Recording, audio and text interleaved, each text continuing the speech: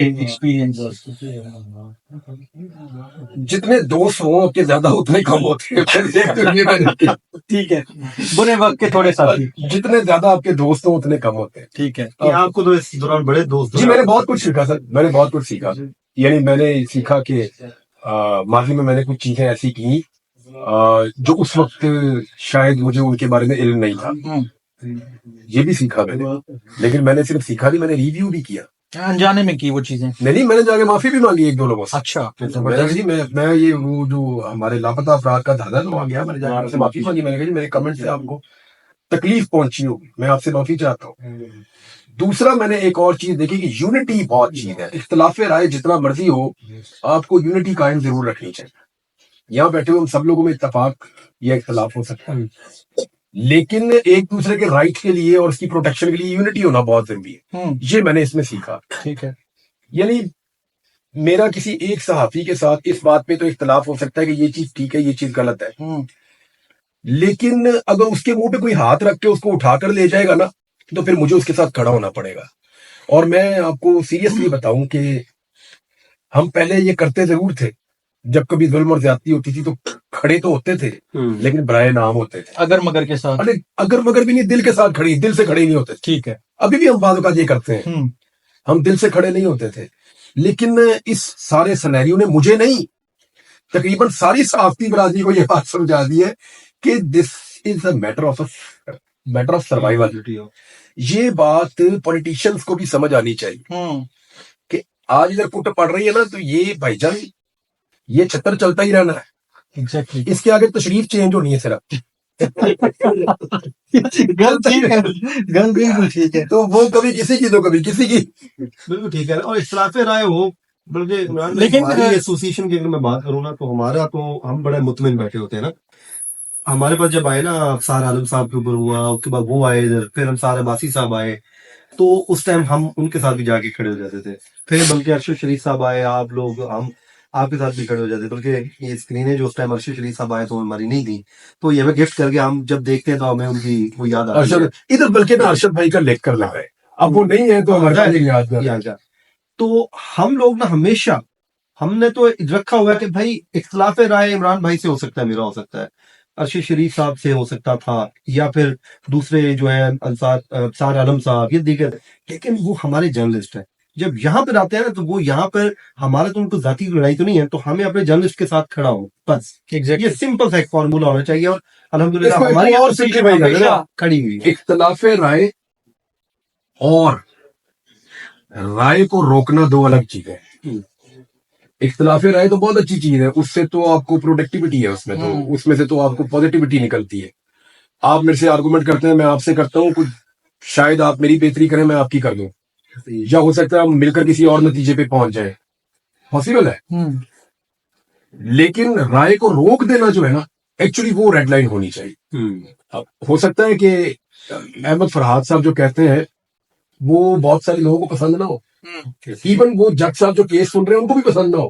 بالکل ٹھیک ہے, لیکن بھائی وہ اس کی رائے ہے, تو اس کے لیے جج صاحب نے مہربانی کی, اور باقی سب لوگ جو وہاں کھڑے تھے وہ سب ضروری تو نہیں ہے کہ وہ احمد فرحاد کی یا فرحاد کی رائے سے وہ اتفاق کرتے ہو, لیکن وہ ان کے لیے آئے. اسی طرح میں احمد فرحاد صاحب کو جانتا بھی نہیں تھا, مجھے پتا بھی نہیں تھا, تو مجھے پتا چلا انہوں نے میرے لیے آواز اٹھائی. بہت سارے ایسے صحافیوں نے میرے لیے آواز اٹھائی اور میں نے ان کے لیے آواز اٹھائی, جن کے ساتھ میرا اس بات کے اوپر اختلاف پہلے بھی تھا, اب بھی ہے, اور وہ آئندہ بھی رہے گا. اس دن جب ہم لوگ اکٹھے ہوئے, کچھ سینئر صحافی بیٹھے ہوئے تھے, میں ان سے ملا بھی, تو میں نے ان سے کہا جی اختلاف رائے ہمارا رہے گا اور وہ رہنا چاہیے, لیکن اس کو ہم اس کا فائدہ کسی کو نہیں اٹھانے دیں. ایکچولی ہوا یہ ہے نا کہ ہمارے اختلاف کو ڈیوائڈ اینڈ رول کے لیے استعمال کر دیا نا. بالکل صحیح, اور ہم استعمال ہو گئے. ایشو ایک ہو رہا ہے نا کہ باقی جو لوگ ہیں نا, باقی جو ان کے پاس تو ایک جگہ ہے یونٹی کی, جہاں پہ وہ بیٹھتے ہیں, اٹھتے ہیں, کھاتے پیتے, کھیلتے ہیں. صحافیوں کے پاس کوئی ایک ایسا پوائنٹ نہیں ہے. پریس کلب ہے لیکن وہاں پہ نا مطلب جو پروفیشنل صحافی ہیں وہ بہت کم جاتے ہیں. تو ایسی ایکٹیویٹیز جنریٹ کرنی چاہیے جہاں پہ مہینے میں 2 مہینے بعد سارے صحافی اکٹھے ہو سکے, چاہے وہ کرکٹ میچ ہو یا اس طرح کی ایکٹیویٹیز کسی کو شروع کرنی پڑے گی, تاکہ جس طرح آج اکٹھے ہوئے ہیں نا, باتیں ہوتی ہیں, 100 باتیں, اختلاف آپس میں ختم ہوتا ہے. اس طرح کی کوئی ایکٹیویٹیز ہوں لوور لیول پہ, اسلام آباد لیول پہ, تاکہ سارے جو ہیں وہ कम से कम चले 6 महीने भी कर लें या 3 महीने में एक बार आपस में सारे मिल सके। लेकिन अब कल कुछ लोगों ने ये भी लिखा कि ये एक और अगवा का ड्रामा बेनकाब हो गया या इख्तिताम को पहुंचा। ये सारी दुनिया जानती है कि क्या हुआ और तकलीफ है लोगों को। अब जब ये लोग भी प्रॉब्लम में कभी आएंगे ना, और आ जाएंगे, हर एक की बारी आती है, तो क्या ये उस वक्त ये एक्सपेक्ट करेंगे कि जो आज अगवा हुआ वो कल ये कह रहा होगा कि नहीं नहीं ये ड्रामा है? नहीं, उस वक्त खड़े होना होगा।